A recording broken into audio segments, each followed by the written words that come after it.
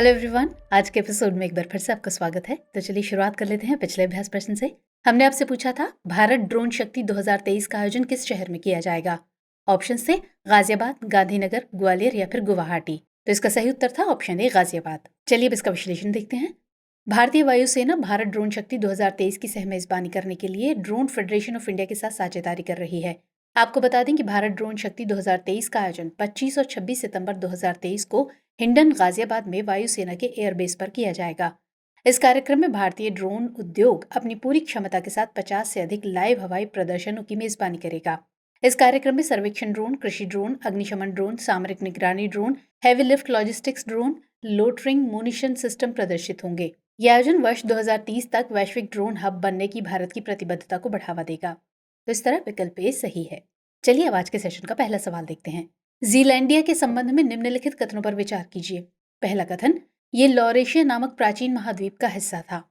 और दूसरा कथन, ये इंडो ऑस्ट्रेलियाई प्लेट की सीमा पर स्थित है। आपको बताना है कि इनमें से कौन सा या कौन से कथन सही है या सही है। केवल एक, केवल दो, एक और दो दोनों, या फिर न तो एक और न ही दो। तो आंसर है ऑप्शन बी, केवल दो। भूवैज्ञानिकों ने जीलैंडिया नामक एक महाद्वीप की खोज की है जो लगभग 375 वर्षों से अज्ञात दृष्टि से छिपा हुआ था। जीलैंडिया एक लंबा और संकीर्ण सूक्ष्म महाद्वीप है जो ज्यादातर दक्षिण प्रशांत महासागर में डूबा हुआ है। यह औपचारिक रूप से गोंडवाना नामक प्राचीन महाद्वीप के घटक महाद्वीपों में से एक था, जिसमें 500 मिलियन वर्ष पहले पश्चिमी अंटार्कटिका और पूर्वी ऑस्ट्रेलिया भी शामिल थे। इसलिए कथन एक सही नहीं है। यह ऑस्ट्रेलियाई प्लेट, प्रशांत प्लेट और इंडो ऑस्ट्रेलियाई प्लेट सहित कई टेक्टोनिक प्लेटों की सीमा पर स्थित है। इसलिए कथन दो सही है। इसका वो हिस्सा जो पानी के ऊपर है, न्यूजीलैंड के उत्तरी और दक्षिणी द्वीपों के साथ साथ न्यू कैलेडोनिया द्वीप की नींव बनाता है। तो इस प्रकार विकल्प भी सही उत्तर है। चलिए अगला सवाल देखेंगे। हाल ही में चर्चित नागरहोल टाइगर रिजर्व किस राज्य में स्थित है। महाराष्ट्र, राजस्थान, तेलंगाना या फिर कर्नाटक। तो आंसर होगा ऑप्शन डी, कर्नाटक। हाल ही में नागरहोल टाइगर रिजर्व में बाघ के हमले से एक 10 वर्षीय बच्चे की मौत हो गई। आपको बता दें कि नागरहोल टाइगर रिजर्व कर्नाटक राज्य के मैसूर और कोडागु जिलों में स्थित है। इस रिजर्व का नाम एक छोटी नदी यानी नागरा होल के नाम पर रखा गया है, जो काबिनी नदी की एक सहायक नदी है। ये नीलगिरी बायोस्फीयर रिजर्व का हिस्सा है। इसे 1955 में एक वन्यजीव अभयारण्य के रूप में स्थापित किया गया था, जबकि इसे 1988 में एक राष्ट्रीय उद्यान में अपग्रेड किया गया और 1999 में इसे टाइगर रिजर्व घोषित करके प्रोजेक्ट टाइगर के अंतर्गत लाया गया था। इसके जंगल मुख्य रूप से पर्णपाती हैं, तो इसलिए विकल्प डी सही उत्तर है। चलिए नेक्स्ट क्वेश्चन। अंतर्राष्ट्रीय साक्षरता दिवस या इंटरनेशनल लिटरेसी डे कब मनाया जाता है। 7 सितंबर को, 8 सितंबर को, 9 सितंबर को या फिर 10 सितंबर को। तो जवाब होगा ऑप्शन बी, 8 सितंबर। हाल ही में अंतर्राष्ट्रीय साक्षरता दिवस मनाया गया। आपको बता दें कि अंतर्राष्ट्रीय साक्षरता दिवस हर साल 8 सितंबर को मनाया जाता है। इस वर्ष इसकी theme promoting literacy for a world in transition, building the foundation for sustainable and peaceful societies रही। इसका उद्देश्य जन जागरूकता के जरिए लोगों को गरिमा और मानवाधिकारों के रूप में साक्षरता के महत्व की याद दिलाना है। यूनेस्को ने 1966 में 8 सितंबर को अंतर्राष्ट्रीय साक्षरता दिवस के रूप में घोषित किया था और इसके बाद पहला अंतर्राष्ट्रीय साक्षरता दिवस 1967 में मनाया गया। चलिए आगे बढ़ेंगे। निम्नलिखित देशों पर विचार कीजिए। 1 तंजानिया, 2 युगांडा और 3 केन्या। आपको बताना है कि इनमें से कितने देशों की सीमा लेक विक्टोरिया से लगती है। केवल एक, केवल दो, सभी तीन या फिर कोई भी नहीं। तो जवाब होगा ऑप्शन सी, सभी तीन। हाल ही में जैव विविधता और पारिस्थितिकी तंत्र सेवाओं पर अंतर सरकारी विज्ञान नीति मंच यानी IPBES ने आक्रामक विदेशी प्रजातियों की स्थिति पर एक रिपोर्ट प्रकाशित की।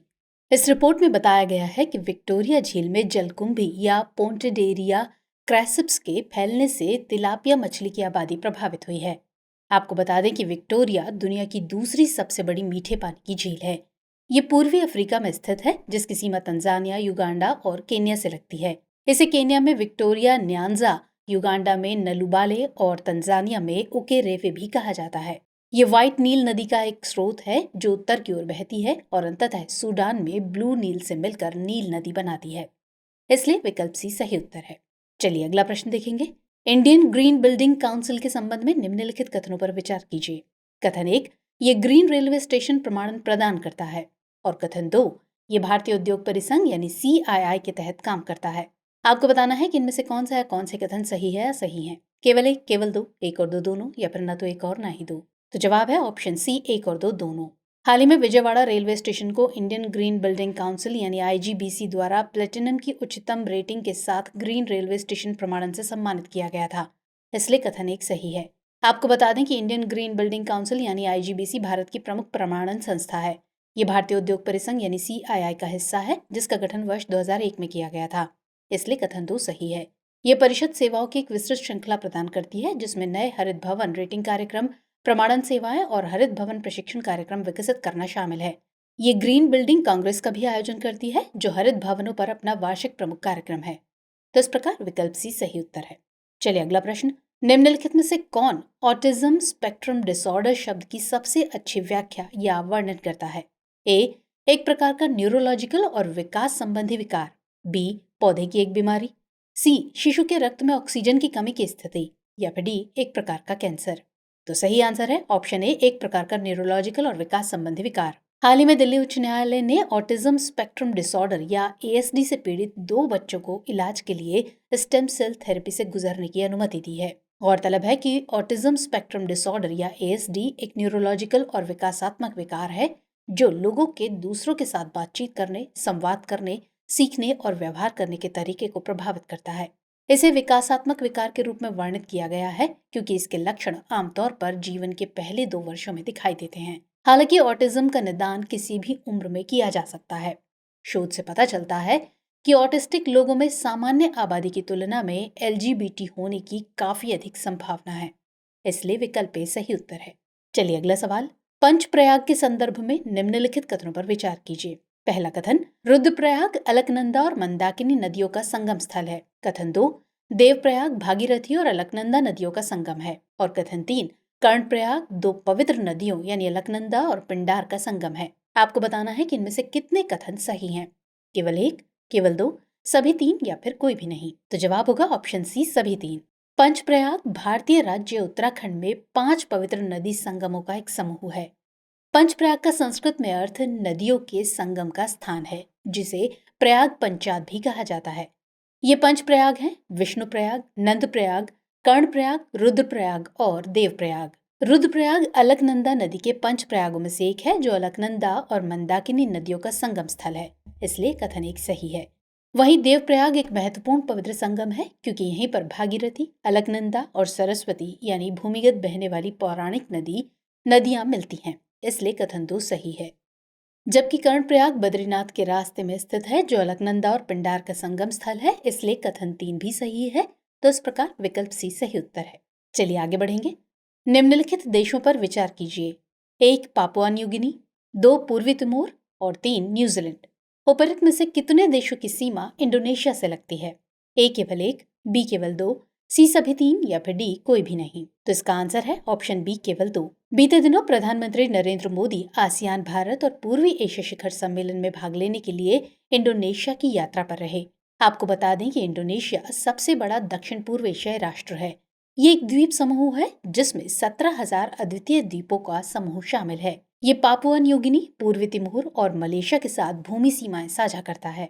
इसी के साथ ये सिंगापुर, फिलीपींस, वियतनाम, पलाऊ और ऑस्ट्रेलिया के साथ भी समुद्री सीमाएं साझा करता है। इंडोनेशिया अपने उष्णकटिबंधीय समुद्र तटों, भव्य ज्वालामुखियों के साथ साथ ऐतिहासिक और धार्मिक स्थलों के लिए प्रसिद्ध है। तो इस तरह विकल्प बी सही उत्तर है। चलिए नेक्स्ट क्वेश्चन।